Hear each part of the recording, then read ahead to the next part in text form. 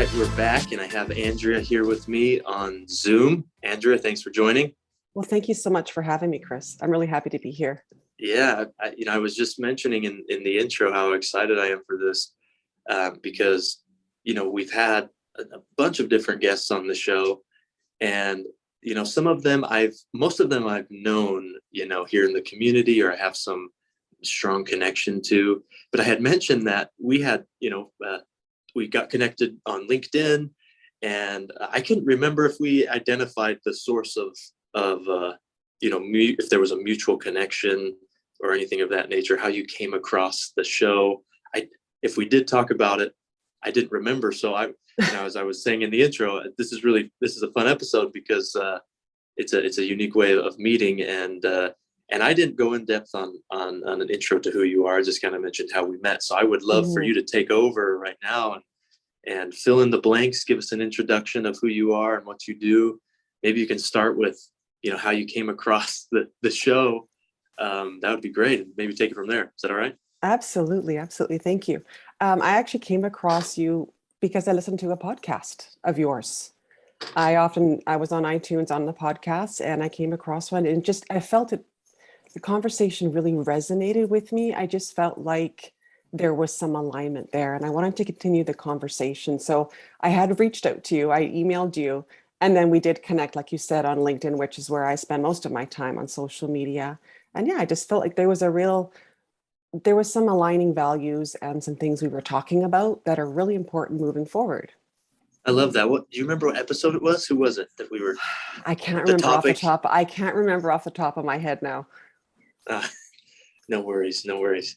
Cool. And tell us, more about yourself. What do you do? Where are you from? Who are you? Sure. Who are you? I'm from Vancouver, BC, Canada, and I became a CPA in my 20s. I worked in the corporate world as an accounting manager for many, many years, and I found myself feeling quite disconnected from what I was doing. I kind of had followed that path. When you graduate from high school, you go to university or college, you get a good job, you work your way up the corporate ladder. I did all those things. And on paper, I appeared successful. And most people, I think, would have said I was successful, but I didn't feel that way. And there was a number of events that happened 17 years ago that really changed my life, where I had to look at my life and what I was doing and how I was doing it.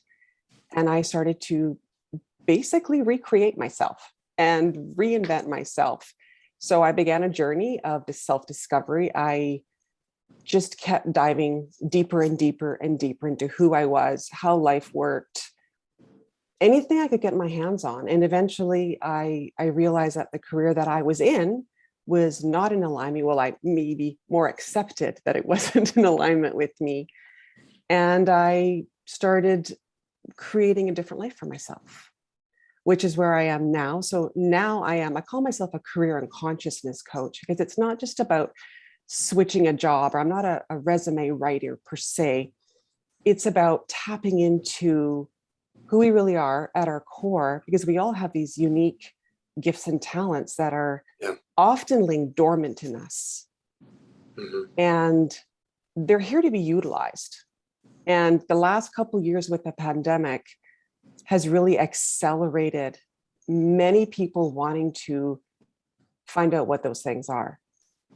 And so now has been a lot of people really coming forward, seeing we need more conscious leadership, feeling the need to give back, to make changes in this world, because we can see it's not really working that well with some of the things we're doing.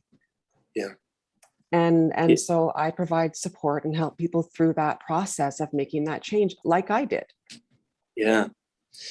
It's so essentially you do lots of coaching now, and I remember you telling me about that when we got on the phone last week, and that was part of why this would be a great fit. You end up coaching, you work with a lot of individuals, leaders, etc. And I think the interesting thing about coaching is you get sort of intimately involved with the struggles and burdens that other people have, and you don't have to they're not your burdens, but when you're coaching, mentoring, things of that nature, you kind of, you carry them a little bit. And there's a lot of learning that happens, at least in my experience. And so I thought, of course, this is going to be, an awesome conversation to have, specifically around the topic that we want to get to, around finding purpose and, like you said, conscious leadership. But tell us about a little bit more about the sort of individuals that you offer coaching to. Like, what's the spread, in terms of where they're at in their leadership or their career journey? What types of individuals, do you end up working with? Right. It's often, I would say, mid-career and middle to mid-senior management. So these are people who are typically quite well educated, ambitious, driven individuals who have reached a point in their career where they feel burnt out and exhausted, often just from the grind, Yeah. and just feeling a greater pull to something. There's something more, and they're not often quite sure what it is yet. They just feel like there's something more than working. Often it's 60 hours a week, Yeah. and also not being able to make the changes that they want to Yeah. make.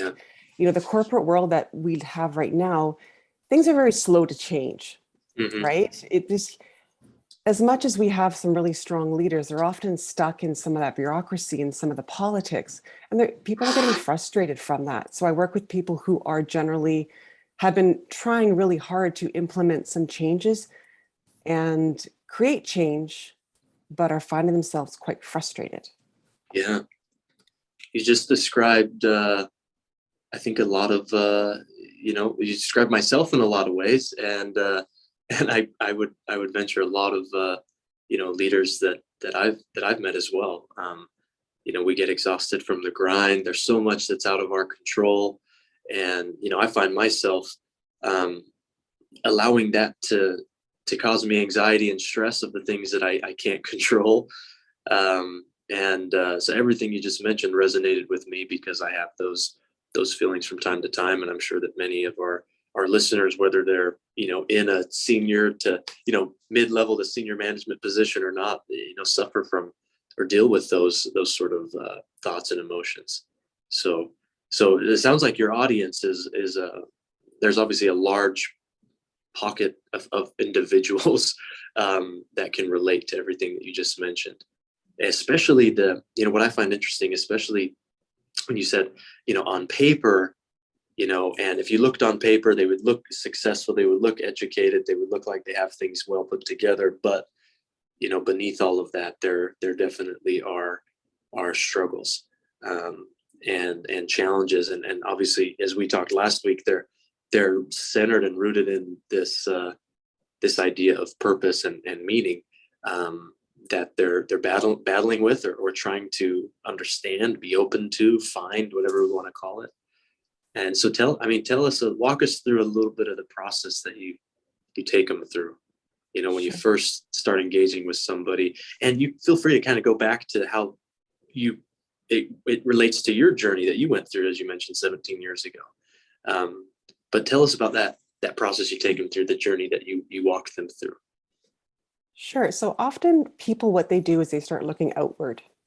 That's the first step they do, because we're kind of conditioned to do that. If I want to change my world, I've got to take action. And especially the people I'm working with. So like I said, they're very ambitious people. So it's an Hmm. automatic, well, what do I do? What do I do next? Do I take a course? Do I take a program? Do I learn a new skill? And that can lead to people often changing jobs. Mm.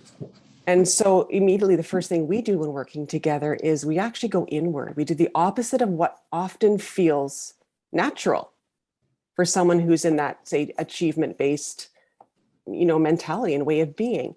And so it becomes an inward journey to what do you need to experience in your day-to-day work life? And when Yeah. truly what you need to experience, where are your values at? Hmm. What have you done well in the past and what do you enjoy doing? And often people just go surface level on that.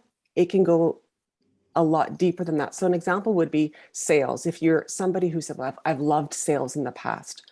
Well, Yeah. what is it about sales? Is it influence? Is it when the contract is signed? Like, what is it about that? Because there are other ways we can get that same feeling and broaden the scope of what you're actually doing. So a lot of that inward journey is finding out those pieces of yourself and pulling them out, and then also looking at where we all have our self-limiting beliefs, because usually if Yeah. we've stayed somewhere we're not happy, there is a block there, Hmm. right? And so when we can itemize what they are and then shift them with a new perspective, that can really help unlock us and help us move forward from where we're at. Yeah, I love that. It reminded me of when you were talking about cells and what is it that you love about cells. The the cynic inside of me just thinks, the cynical side of me thinks, well, the money, right? And but there's lots of ways to make money, and I would say a lot of people, they go through that routine, like you said, of go to school, get a degree, get the paper, get into work, climb the ladder, because money is a large part of it, right? And we need money to live and to survive. But um, it reminded me of one of the longest, longitudinal studies, I think that is existing right now out of Harvard. I can't remember what it's called. I think it's called the Grant Study or something. But they've been studying individuals for, oh gosh, I don't know, 70 or 80 plus years, somewhere around there. And they identified these young boys in the Boston area, many, many years ago. And they've been following them ever since. And many of them have passed away. So now they're following their wives, their children, their grandkids. So it's really amazing. And what they set out to do was trying to understand what makes successful people, right? What makes someone successful? That was one of their first questions. There was that one and a few others, and what they found was just amazing. And they found that some people that were born into wealth ended up with nothing. Some people I think one of those individuals that they studied became a president of the United States. I don't know which president, but they found that some of them that were born in poverty ended up becoming wealthy. Some people got into substance abuse. I mean, all sorts of things happened. And I think when I first heard this was a TED talk, and the guy, the new director of the study, he said what the only consistent things that they found that make somebody, well, they haven't really found anything consistent with success. It's kind of come and gone with individuals, but they found a consistency in happiness, and happiness and it also relates to physical health. But happiness was based upon individuals' meaningful connections that they had in life, and this deeper sense of meaning, and I would say purpose in this context. And I find that really fascinating, and it's core to some of our curriculum that we teach in the institute. We have this deeply see section where we have people look inward at themselves, not in this sort of self-centered, arrogant way, but to really, when we say look at yourself, it means to try to understand yourself and understand what you care about, and understand your why, your purpose, and we talk about emotional transparency as well in our framework of are we being honest with what holds us back, and are we doing something about it? And so those are all difficult conversations to have with ourselves, and I don't think many of us have answers to them.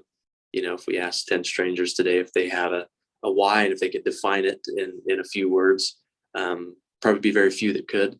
And so and I said all this, am I tracking you? Am I kind of on this right way of thinking with you of this deeper sense of purpose that somebody has in what they do and why they choose what they do? Am I tracking? Oh, I think so. I think what really came through as you were speaking was you talk about purpose. And I think at the core of people is they want to feel valued. Hmm. I think that is something that is really starting to become more prevalent. I mean, we've seen people leave the work, leaving their jobs. We're seeing it happen. Why are they leaving them? Well, there's a number of reasons. A lot of them is truly feeling valued. Yeah. by not only our colleagues, our family, it doesn't matter what area of our life we're in. We want to know and feel like what we are doing is making a difference. We can Yeah. call it our why, we can call it our purpose, but we want to feel valued. Yeah. And I think that's often why we look for the outside validation. People will look for, likes on social media or things like that, because they want to actually feel like they're being acknowledged and valued for what they're putting forth in this world. And that's just a outside indicator. I mean, the truth of the matter is we need to start valuing ourselves intrinsically. But at the same time, we also want to feel valued for what we do and what we contribute to the world. Yeah, that's a really, I love that point of feeling value. And a few questions come to mind that I want to ask you. Because, we talked about last week, the Great Resignation, and there's kind of already been a wave, there's lots to say about that. We can dive Yeah. into it a little bit, but there's kind of been a wave that's left, right? But then this was what you mentioned, which I thought was really, really fascinating, was there's going to be another wave of individuals perhaps that, resign, but it's maybe not be physically, right? And it might be more mid to senior level individuals who they have the nice, maybe they have a nice, benefit package. They have a nice job. So it's not like they're just going to leave tomorrow, but maybe they should mentally check out, and maybe that's how they resign. But when you talk about feeling value, you mentioned a little bit of this value that only we can give to ourselves. Because when we say people don't feel valued, well, what about those mid-level to senior managers that have actually plenty of evidence on paper that they're valued, right? They're paid well. They have, certain power given to them, decision-making capabilities, certain authorities given. So they clearly on paper are valued. But why is that? Talk a little bit about why that's not enough, and why that the idea of people still want to feel valued, which is why they're maybe feeling lost or why they're resigning, right? Mentally pulling back. What do you think about that? Well, I think there's a number of reasons. I think a lot of it from this is the feedback that I'm getting, and this is also the feedback that I've experienced in the corporate world. It's even though we have people in management and say middle management, and they are given more responsibility, maybe more authority than others. If you look at what's happening, we see people have left organizations, and there are managers who are in those organizations who can't stop it, who can't actually don't have quite enough power. So you're in this bit of a middle position where you've got some power and you've got some ability to facilitate change, but not enough to actually really stop something like this from happening. So, for instance, maybe somebody is leaving because of the pay. They've gotten an offer somewhere else with higher pay. We've got Mhm. companies who have HR policies and they just won't budge on those policies. So you've got a manager who wants to retain somebody but can't. And so if this happens enough over long enough periods of time, which has been happening, how do you stay motivated, engaged, and feel valued at some point when you know you're letting people down? People can see that there are corporate cultures out there that are not healthy. Managers who are trying to make change, but their hands are a bit tied because they're either reporting to somebody above them or a board of directors or whomever. Because you've Mhm. got these really large organizations out there that have a huge structure to them. So they really are in the middle where they're trying to, sometimes sell policies or sell decisions to employees when they don't necessarily even agree with them themselves. And Mm. so it's that fatigue. It's that fatigue of being that middle person who's always having to be a leader, but maybe also isn't getting enough mentoring themselves. I see. So And so what do you keep going? Go ahead. well, and so they do eventually just start to check out until they can figure out what to do next, is Yeah. slowly remove themselves while they think of what plan B might look like. So where does the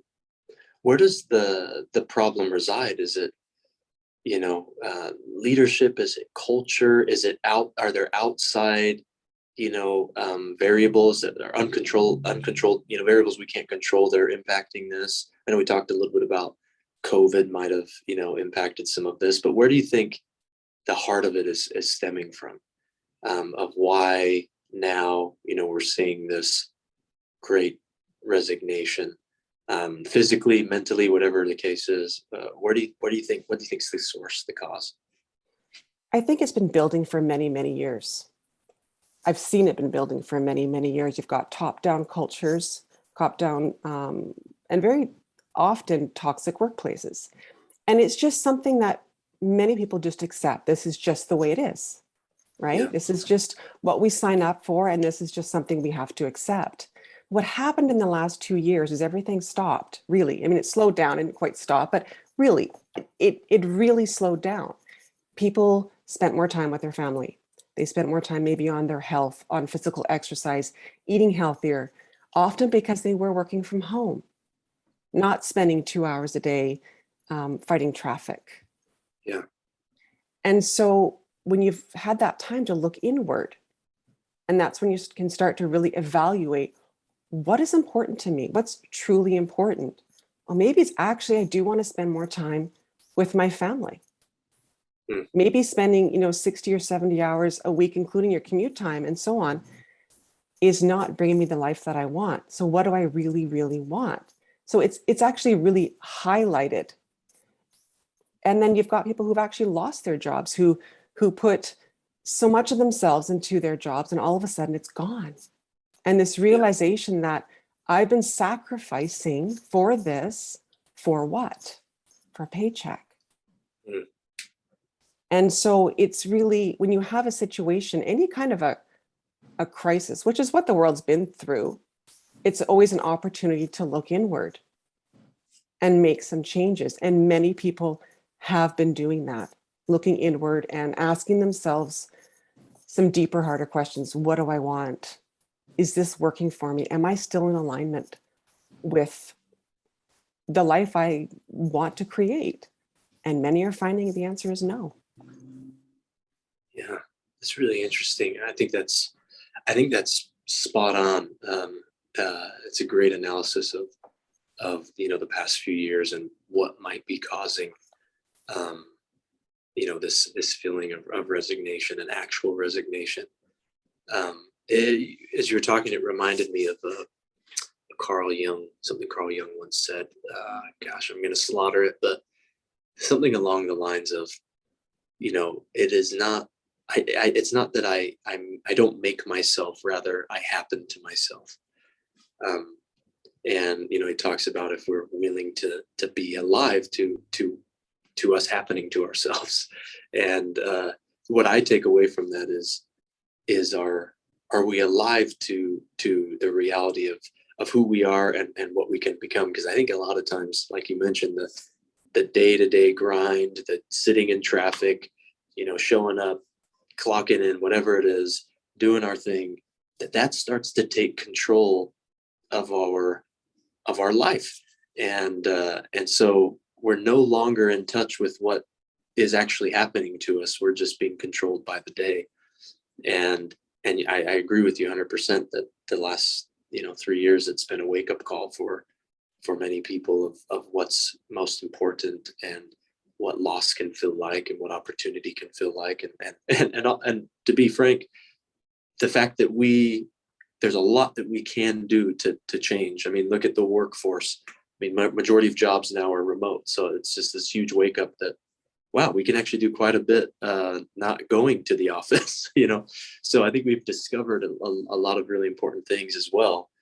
But and I think that everything you're talking about can feel, I could see a listener out there feeling like maybe this burden or this weight, but I think it's actually incredibly empowering to to to face this conversation of, well, actually, who am I and what do I care about? In fact, I was working with a group of senior leaders.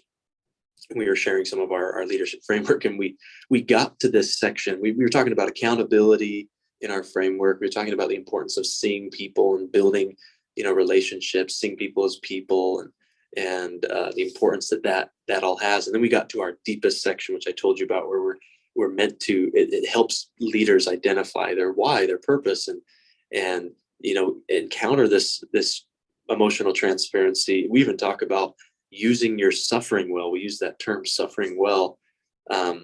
And this leader had enough of it. It was kind of like you kind of lost me at this, like this is no longer, it feels like it's no longer relevant to what we're trying to do in the workplace. I think they use the term, it's touchy feely, right? It's touchy feely.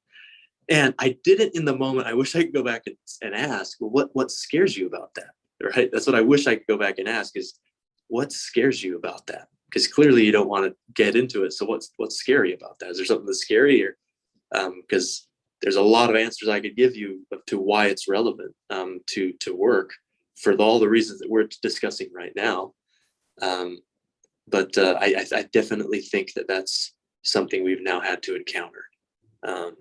We can't run from those conversations anymore with ourselves. That you've kept saying we need to look inward, and I think of the term reflection. Yes. We need to reflect. Mm-hmm. We need to reflect. Absolutely. So, That's really interesting that you had that conversation just recently. Because I think yeah, there are people who are uncomfortable with it. absolutely. Yeah, absolutely. And I think to most degrees, probably a lot of us are uncomfortable with those conversations, which is why we need the time to reflect on it.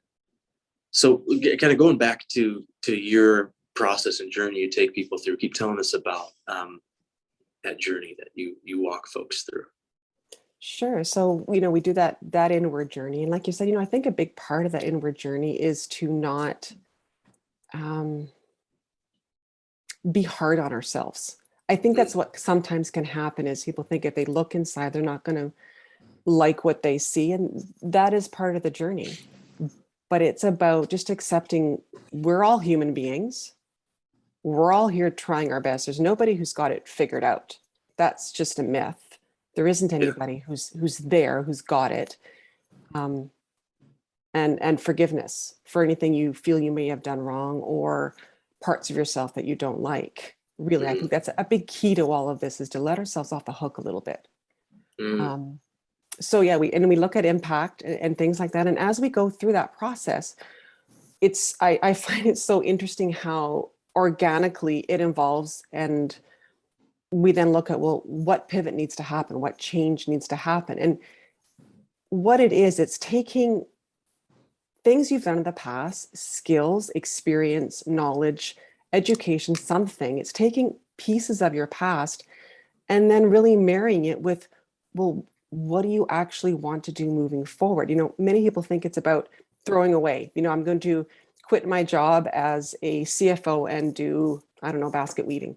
And it's not like that. It's about taking all those pieces that you've done and all that wealth of experience and knowledge, and then finding out what is it that you need? What kind of impact do you want to have? And even things like, how do you work well? I mean, we talk about the hybrid or the work at home. Many people love it, and that's a really important element.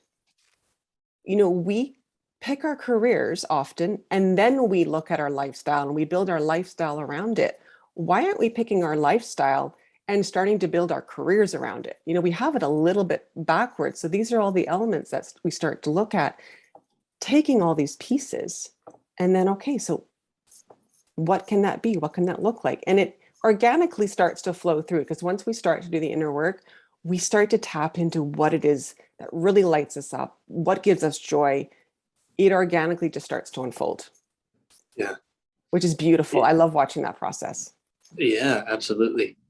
So I have a couple questions, and they're different. So we'll take them one at a time. But based on the first thing that you mentioned, and you'll have to help me remember the words you used, but when you mentioned looking in the mirror and what did you say? Not being disappointed in what we see. What was the term you used?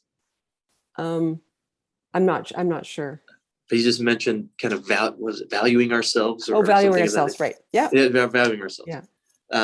Because I do think that many of us might look in the mirror and there's going to be elements that we don't like, and so learning to value ourselves. It reminded me I was in this conversation with this a board member in our community, of a local nonprofit, and former NFL player. Is actually, 3-time Super Bowl champion, and I just remembered I got to get him on the show and talk with him about this in more depth. But we were in this board meeting that I was facilitating, and he shared this example of what they called lowlights, and they watch a lot of film, and the purpose of the film was not to watch highlights from their games; it was to watch the lowlights. And he said everybody got a turn, and sometimes it was multiple turns, where your low light was up in front of the whole team, and the coach, who's his coach, is one of the greatest coaches of all time, would sit there and just point out all your flaws, and they called them lowlights. And he said, it was never easy. Playing many years in the NFL, it was never easy to hear, to have your low light up on the screen, but it taught him to be able to, like what you said, look in the mirror and actually be okay with the flaws and the imperfections, and take it easy on yourself. And when you were sharing that, I thought, it's actually the lowlights that end up being more valuable to us when we're in a challenge where we feel, whether it's external force or internal force that puts us in a challenging situation or rut. We feel low, whatever the case is. Though for me, time kind of slows down a little bit. It feels like this lasts too long. The suffering lasts forever, and you resent it, you hate it, right? But it's in those moments that I actually feel is when we have this incredible opportunity to use it as a catalyst for meaning.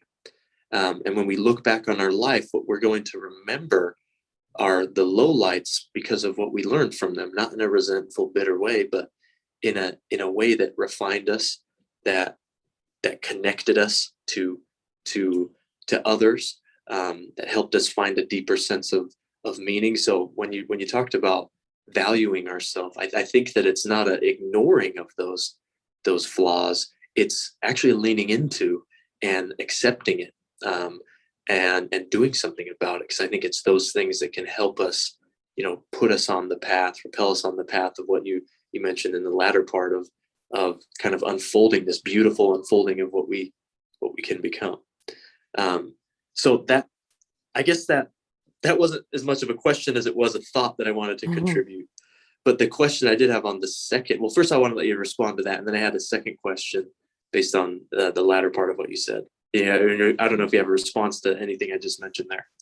I just think that was very beautifully said, and I couldn't agree with you more. It absolutely is the low lights and low points in our life that really we get the opportunity to decide who we want to be. And that's how I simplify it as much as I can. It's just, who do we want to be? Yeah, that's ultimate. Yeah. Say that's ultimately the folks that you work with. They're coming to you in some form of a low light, right? Yes. Where they get this opportunity to now, actualize in a new way. So sorry to cut you off. Yeah, no, that's perfect. You said that very, very well. It is about that. They do come at that point, and it's then deciding, when they start to work with me, they've made that decision that I am going to use this moment in time to now transform myself and create something different for myself, rather than choosing to stay here, because we always have a choice at any moment. I mean, I look back on my life and 100% can say that my low moments were the biggest transformations. And you can't always see it when you're in it, but I look back and I'm extremely grateful for them, because they've made me who I am today. And I wouldn't have changed. I would not have changed the level I have changed had life been easy and good and and wonderful. Yeah. It's when life just knocks you down, that you really do start to dig deeper and find out what it is you want and who you are. And they can really be the significant catalyst for change. Yeah. And there's this weird, there's this strange line where, because I agree with you 100%. I feel like that the hardest moments of our life can be the most transformative. But, it was Viktor Frankl, Holocaust survivor who discovered logotherapy, of this idea that our suffering, when we find meaning in our suffering, it can be incredibly transformative. He was the one that said, it doesn't mean we should go around looking for suffering, but when it happens, it can be, an incredible opportunity for change. And this was coming from a man who survived, concentration camps, and experienced an incredible amount of suffering. While I 100% agree with what you said. It's this weird line, because we want to have those moments for growth, but we also do not wish suffering upon ourselves. So there's this sort of line there that we flirt with, of we have to develop a mentality to, Jordan Peterson calls it, I don't know if you've ever listened to Jordan Peterson, Yes. a psychologist, but we have to kind of unleash the monster in us, he says. We have to become a monster a little bit. We have to see ourselves as somebody that's able to get through these challenges that we face. And that's, I've just developed this deeper appreciation of psychology now that I'm in my PhD in psychology. But clinical psychology, that's clinical psychology 101, is they help their clients actually face their challenges, not run from them, not try to get rid of them, but face whatever it is that they're encountering to overcome it. And so, Peterson talks about becoming a monster, because puppy dogs don't make it through a storm. And so while that sounds that sounds a little bit paradoxical, that we want to become monsters, that's, it's not to be these scary, evil monsters, but we should be as tough as a monster when we face these challenges, these hard moments, like you mentioned, these lowlights. I think it's an incredibly powerful concept, and almost, we need to go through that. There's this Andy Grammer. I don't know if Andy Grammer. Have you ever heard of Andy Grammer? No, I think I want haven't. to say he's Canadian, actually. Oh, Andy really? Grammer. Maybe he's not. He's a musician, really good, Andy Grammer. But he has this song that's called "I Wish You Pain," and it's this. He's basically singing to his daughter, and so it's this song about "I wish you pain," for these reasons that we're talking about, because it's through the pain that we grow. That he's singing and saying, I don't want you to grow up with a life that's perfect and flawless and painless, because you won't become who you need to be.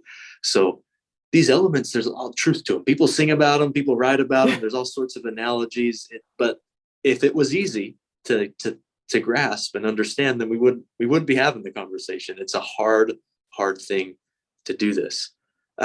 So that actually kind of leads into my actual question I had for you, about, you mentioned just unlocking this beautiful journey of discovery, of looking inward, finding what you really care about, and connecting your life to that. I had the question in that moment, which I think is a valid question that a lot of people might be asking, is can we take that too far, right? Can we take that too far to the point where we become almost self-absorbed, and we make our life all about us? And then that actually starts to cut our connection off from other people. We lose our ability to connect because we get so focused on what we want, and we maybe take it too far.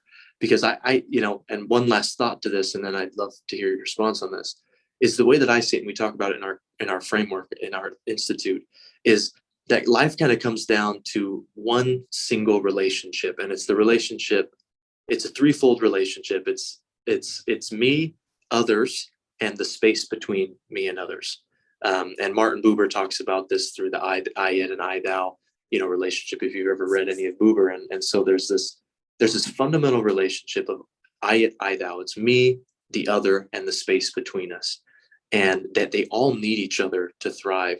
And so when we're talking about kind of turning inward, it's really focused on turning to that I, right? Which I think is really important. We need to discover the I and be open to the I, and find out what's really meaningful to us, what makes us, tick, what really drives us, and be transparent with that. But is there a moment when maybe we can take that too far? And if so, what does that moment look like? How should we be aware of it? Things of that nature. Does that question make sense? It completely makes sense. And to answer your question, I do believe we can take it too far. Um, Absolutely. And I've known people who have, they spend more of their sort of life doing that inward journey and not actually going out. It's like anything else in life. We do anything at excess, it's not healthy. We can exercise in excess and it can then become unhealthy. The inward journey ultimately is one of healing, though. That is what it is. You're actually healing yourself when you do that. Once you've done some healing on yourself, though, you are then able to show up and provide space for others to also heal. And that's what this is ultimately about. So it is at that point where, I mean, I could just keep doing what I'm doing and keep turning inward, but now I've healed enough of myself. I've done a lot of work on myself where I can actually now show up out into the world. So that there is a balancing point of Yeah. when you start to show up. There are times I do believe, and I believe this is healthy, where we do need to spend more time on ourselves. Hmm. And I think that's not something that is talked about really at its core level. I mean, some of the most profound experiences I've had has been going on retreats when I can take a few days and actually just focus on me 100%. Then I can go back out into the world and show up differently. But the world we've been living in doesn't even allow for those little bits, right? Because it's a go, go, go, go, go, go pace, right? Yeah. And we've built all these distractions, right? There's distractions everywhere. And a lot of the distractions are actually to cover up pain because we're not doing the inner work. Yeah. If you look at a lot of the habits, drinking, Netflix, shopping, those are all okay in bits. Yeah. But when they become large parts of our life, we end up doing them because we're hurting. We're hurting in Yeah. some way because we don't want to face ourselves. Yeah. So This is there's a balance there for yeah, sure. definitely a balance, a moderation in all these things, that I think is really important. And what you were mentioning made me think of, and the way at least I'm interpreting conscious leadership, because you know you said there that we need to spend more time on ourselves. And in the world that I operate in, a lot of times, when I'm facilitating, doing different engagements, the topic of self-care pops up, and there's all sorts of thoughts on self-care. And usually when we think of self-care, we think of, I should uh, exercise and do all those things, and those are part of it. But I always have this uh, a bit of something I try to pull out of the conversation with individuals, which I think is what you're getting to with self-care. Because what I don't think self-care is just perpetuating the problem. Meaning, if the reason why I'm feeling in need of self-care, let's say I'm feeling burnt out, I'm feeling exhausted, I'm feeling lost, whatever the case is, and so it's necessitating me to say I need to take care, I need self-care. um, if the reason for me getting to that point is because I've been selfish, right? So I've been only thinking of myself, I've been only doing what I want to do, I've been kind of living at the whim of the flesh, if you will, just Mhm. indulging myself in whatever I want to do, or I'm just working my tail off because I want people to notice me, right? I want to be seen as, I'm trying to help everybody because I want everybody to see me as the nice guy. It's helpful, I'm perfectionist, like we were talking about, pre-recording. If that's the reason why I'm needing self-care, then I need to really understand what self-care means, because I've already been thinking of myself. that's actually all I've that's all I've been thinking of. So the solution to a problem isn't more of the problem. Uh, and so that's what I always try to pull out of the conversations regarding self-care is if the reason why we feel we're in need of it is because we've been selfish and we've only been thinking of ourselves, then the last thing that's going to help you is more thinking of yourself. Which is why I thought of conscious leadership, because, well, not just conscious leadership, but the idea of kind of becoming conscious to these things, because now we have a very clear reason of why we're focused on the self, because we're trying to understand meaning, right? We're trying to overcome these challenges. And so we're conscious to it in a new way. It's not just, I'm going to go, practice self-care because it's me time. It's no, there's a purpose for it. And that purpose is going to help me live to my potential. It's going to help me connect more with others. So there's this interesting balance that I think we need to be aware of and even cautioned about when we talk about focusing on self and care and giving us our, the me time, if you will, that I think we just need to be aware of, because again, the solution to a problem isn't more of the problem. But I know what you're talking about is something different, and that's where this idea of conscious, being conscious to ourselves, if that makes sense, is important. So with that, please respond, but then segue into a little bit more of this idea of conscious leadership, and maybe that's how we can wrap this episode up. Absolutely. So when I hear you talking about that kind of turning to self and doing things like you said about, wanting people to look up to you or to people please or whatever it is, that's an egoic self. Mm-hmm. And so what I'm talking about is not an egoic self. It is a true self. Yeah.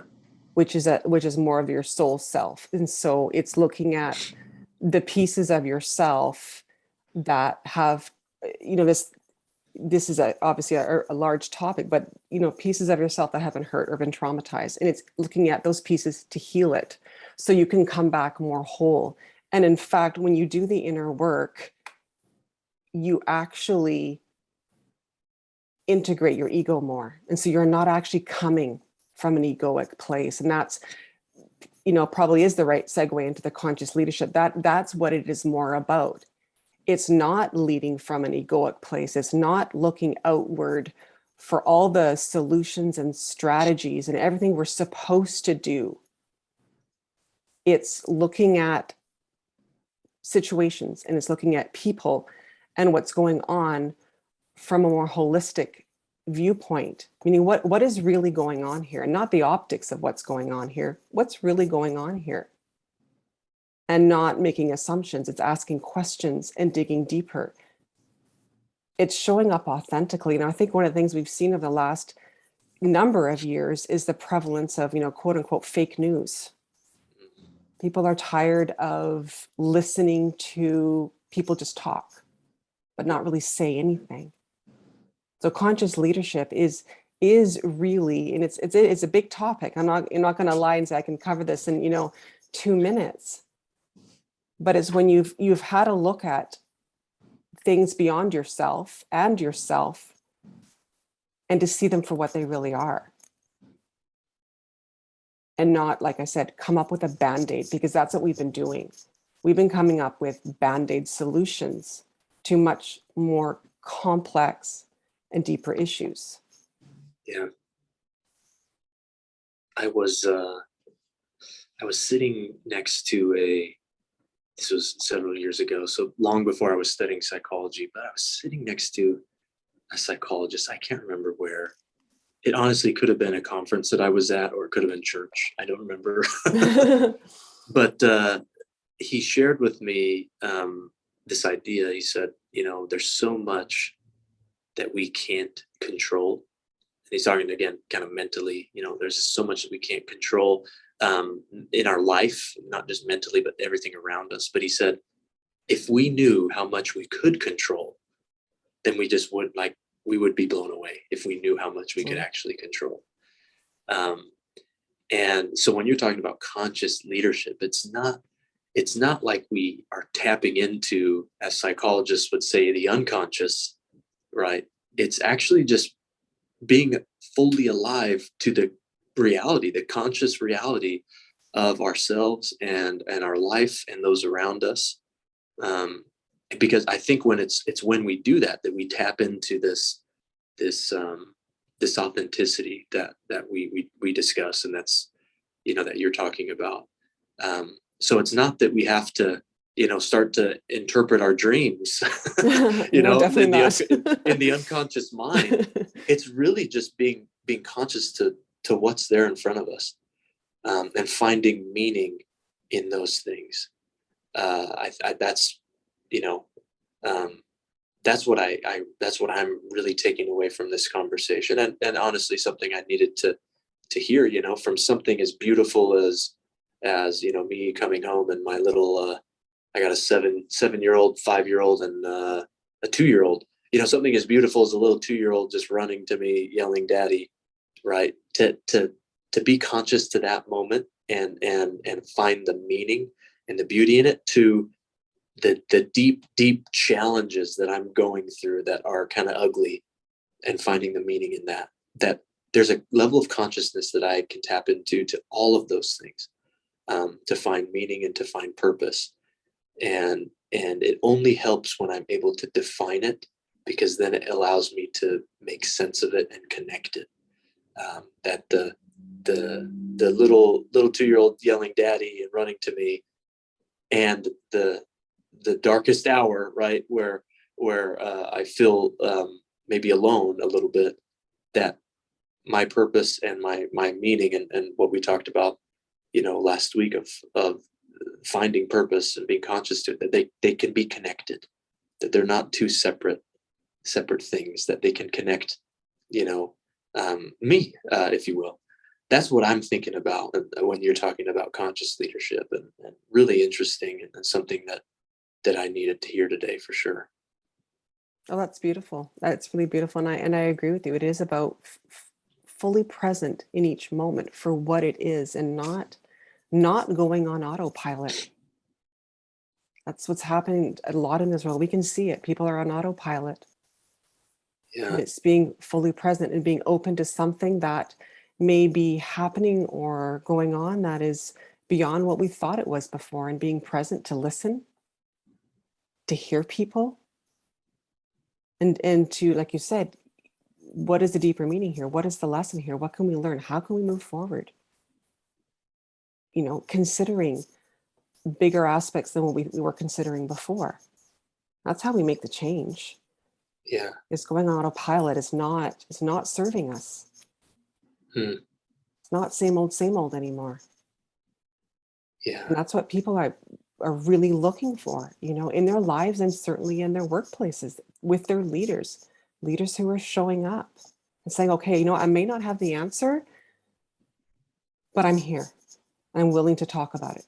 That's where it's at. Not giving solutions that nobody, everyone knows aren't going to work. Doesn't work anymore. People don't want to hear that. They want to hear somebody that's showing up and saying, yeah, you know what? Going through some tough times. What can we do? I'm listening. Yeah. Yeah. And, getting out of autopilot is, it's the same. I mean, that need is across the board, whether we're in the corner office or the frontline new employee. Um, there's an autopilot to both of those roles, and there's a non-autopilot way to fulfill those roles, and it matters. And as you were talking, I thought of this idea of being conscious meaning, having conscious meaning. it's it's it doesn't have bias or prejudice. It doesn't matter. It doesn't have, if conscious meaning was a person, it wouldn't care who you are, where you're from, your background. um it doesn't matter, right? It doesn't matter if we, are living in our car and trying to make ends meet, or if we have 100 cars.